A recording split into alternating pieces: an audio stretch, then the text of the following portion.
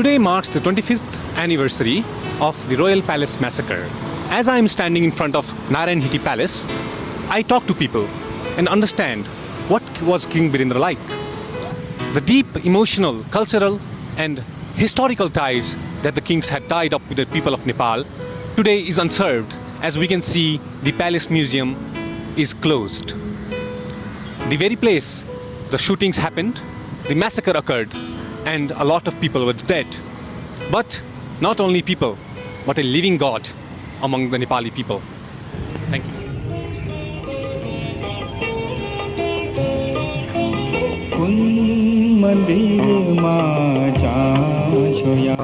आज दरो हत्याकाण्डको 25औं स्मृति सभा आज सम्पूर्ण नेपालीहरू शोकमा डुबेको दिन जेठ 19 गते वीरेन्द्र सरकारलाई बिर्सनै कसैले सकेको छैन। हामीले एउटा ठुलो गार्जियनको रूपमा चाहिँ हामीले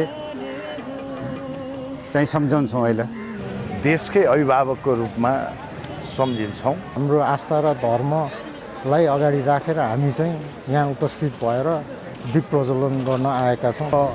यो नेपालको इतिहासमा यो कालो घटनाको हिसाबमा त हामीले चाहिँ लिनुपर्छ र आज चाहिँ जुन किसिमको देशमा विकृति विसङ्गतिको सुरुवात भयो र त्यसको चाहिँ एउटा चाहिँ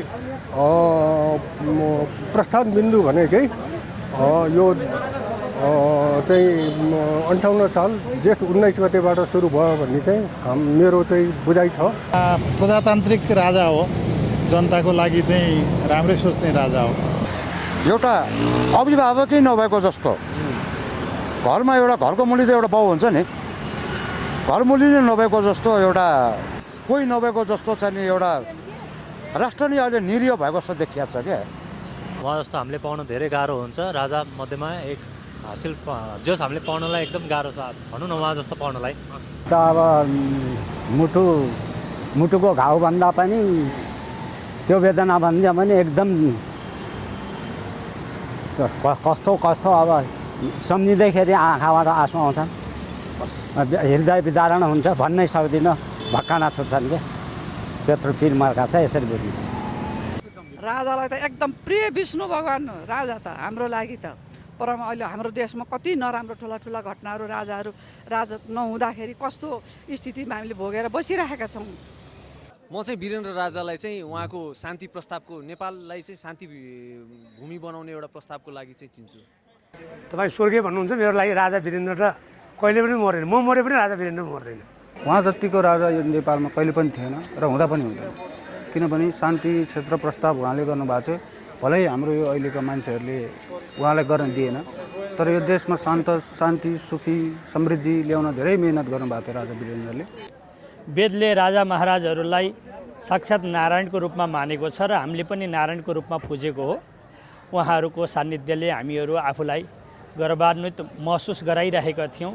उहाँहरूको यो के अरे घटनापछि हामीहरू आफूलाई अनाथ भएको जस्तो, टुहुरो भएको जस्तो अनुभूति गरिरहेका छौँ। र यो विशेष गरेर चतुर्व्यूह नारायण मन्दिर जो नारायण हिटी राजदरबारसित सटेको पनि छ र यसको विशेष गरेर राजा महाराजहरूले पूजा गर्ने मन्दिर भनेर यो प्रसिद्धि पनि छ।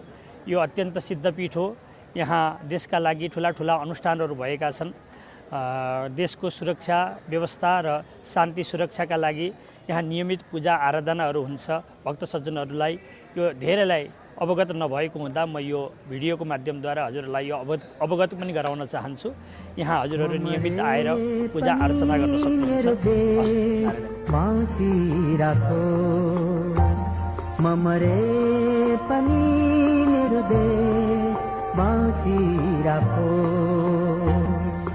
हिमालको टाकुरामा नेपाली का पाखुरामा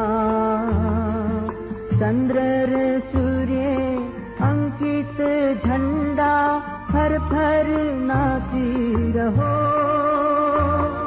मरे पनि मेरो देश बाँचिराखो, मरे पनि मेरो देश बाँचिराखो।